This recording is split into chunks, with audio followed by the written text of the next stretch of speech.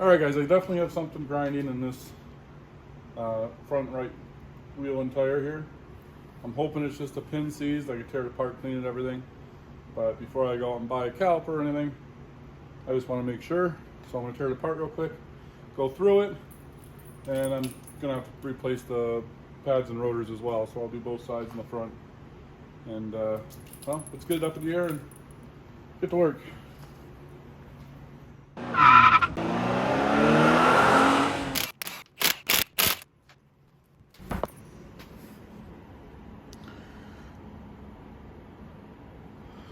So there's some pad left. They look like they're wearing even.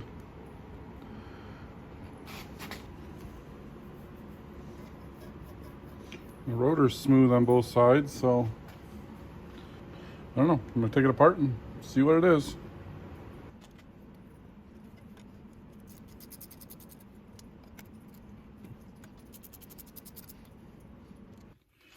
So I went to the O'Reilly's, grabbed some parts. I got a new caliper. Not sure if I'm gonna replace it because I'm pretty sure it's just the hose. What's happening is when I stop, I get almost to the complete stop and it wants to lock up and lock this front tire up. And then it holds it until I start going again. Like if I let go of the gas, you can feel that it's holding the vehicle from rolling forward a little bit, and then I can drive through it and it goes. So I think there's debris, or this brake line has deteriorated in the inside a little bit. So when I put pressure on it, the crud or whatever gets stuck in the line and acts kind of as like a check valve and doesn't allow that pressure to bleed back off. So right now I'm just gonna change the brake line and throw some new pads in there because those were about shot anyway. So let's get this brake line off. So this Jeep was undercoated and it just covers everything. So I got to figure out what size that is and see if I can get that line off.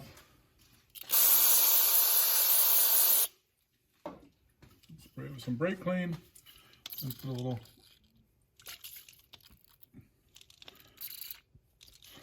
amount of that soaked it good enough. So a 10 millimeter fits on there. Oh, that was easy. Look at a drip pan underneath it. So I went with O'Reilly's because they offer an extra long brake line, which their extra long was only, oh, not even an inch longer, but it's better than what I have on here. Before I go too far, I'm going to throw some new pads on here and remount the caliper. Just going to clean up this bracket real quick, throw some new hardware in there. Grease it with some caliper grease. I should take this off and wire wheel it, but it's not too bad.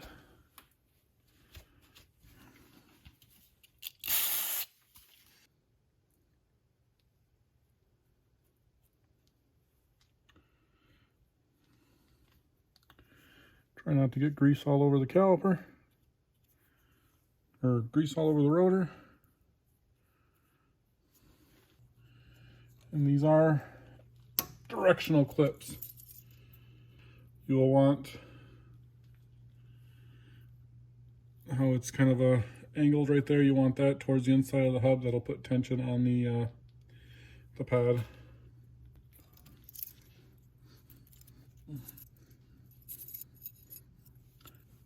At least that's how I've always been told to do it.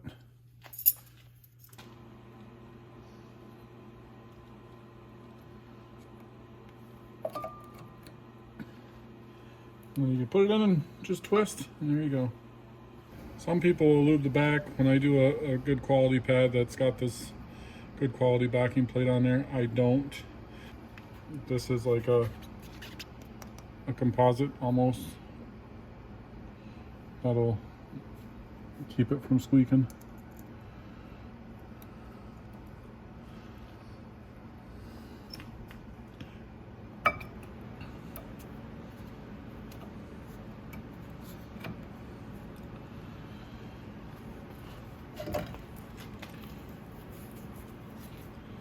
I got my, whoops, that's the dual piston. Cool. Let me get my other one. There's a single piston, dual piston. You can do a single piston with the dual piston, it's not too difficult. And then you just set that in there. And some people crack the bleeder valves. I'm gonna flush all this brake fluid out tomorrow. I got a new brake booster coming, or a new bleeder coming from Snap-on that I ordered. I was hoping it would be here today to do this, but oh, this is pushing in really hard. I might be doing the caliper anyway. Way harder than it should be. Or let's take off the brake line and just see what these there.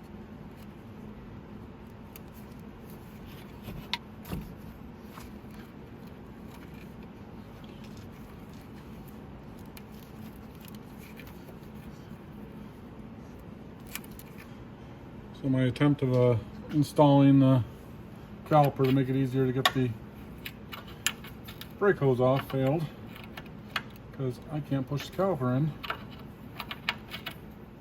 So that's a 12 millimeter. Came out really easy. I'll clean that up, but I'm gonna get this hose off real quick. See if I can just buzz this off with the impact.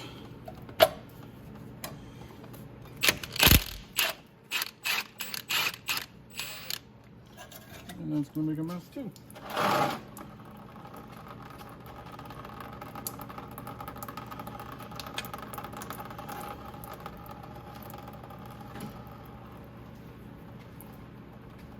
Brake fluid everywhere. That's a 10 millimeter.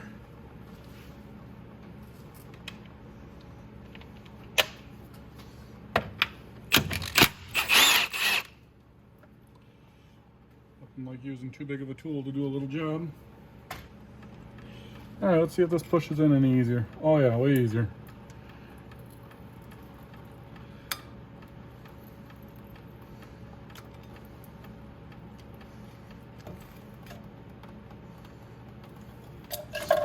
Now that's pushed all the way in.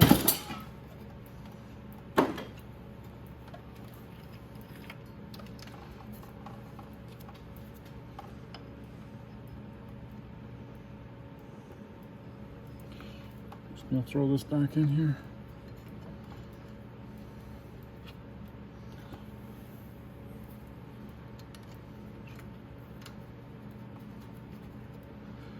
Just get it sitting there for now.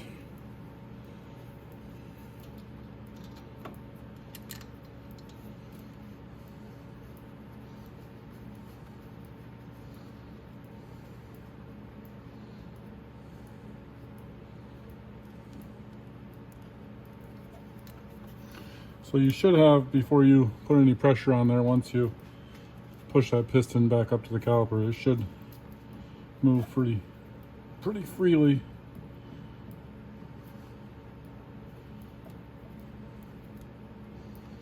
And that does. New line, that's the part number from O'Reilly's for the extra long brake line. It even comes with new copper washers that you make sure you want to use.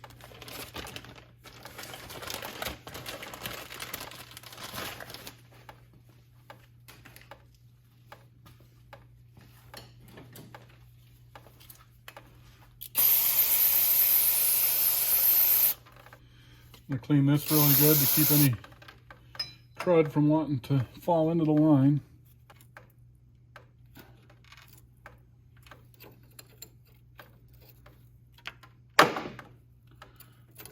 Just fell.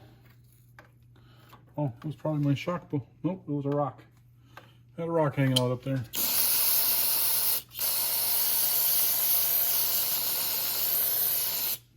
Clean that good with plenty of brake clean.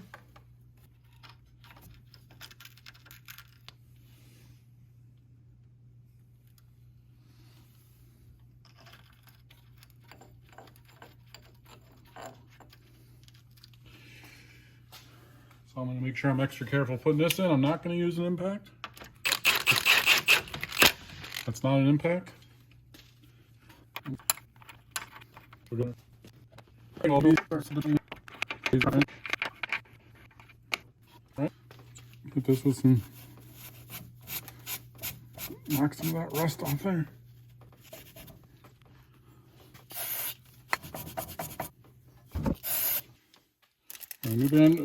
New banjo bolt copper washers.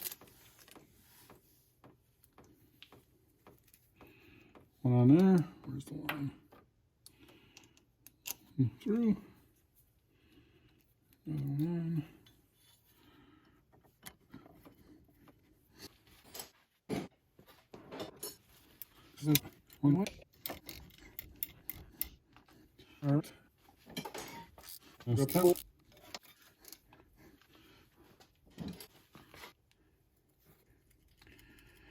going to remove the blue bleeder screw all the way and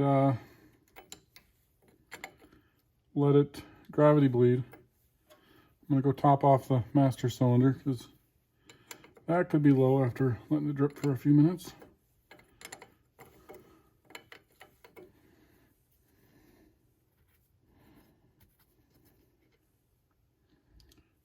That's pretty gross. I'll clean that up with a wire wheel. There's grime and stuff stuck in there.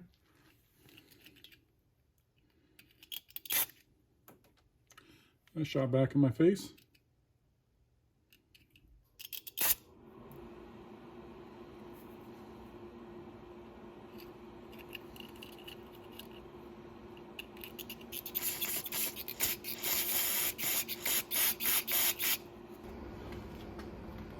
So I just took a little screwdriver, jammed it in there. I think I broke it free.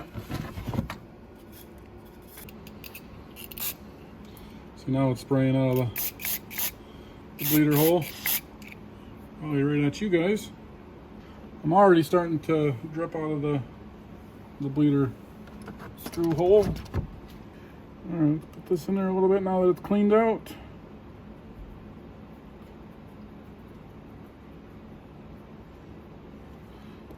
Stick my bleeder container right there, and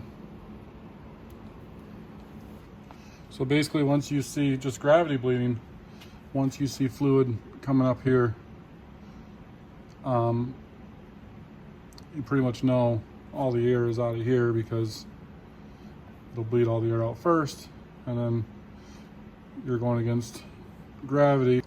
But since the master cylinder is the highest point, it will keep going up until you're equal to the level at the highest point of the fluid.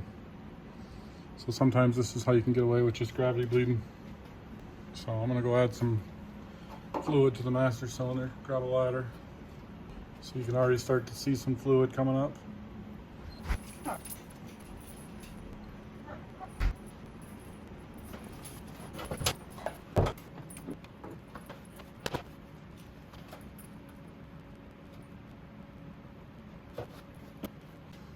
All right, so that pretty much is bled. I put a little bit of fluid in the master cylinder, and I'm gonna call it an end of the video here. So I'm gonna end this quick little video here. It's probably not as quick as I wanted. I'm trying to get back to the way I used to video, showing me actually doing the work, even if it's in a time lapse or anything. I'm really looking forward to doing more with this video. But for now, I'm going to end this video because I have a snap-on bleeder coming in, and I want to flush all the fluid and everything out of here. So I will do that probably this next week, and we'll just continue on this project, fix some things as we find them. And I know I have a few other problems we need to look at.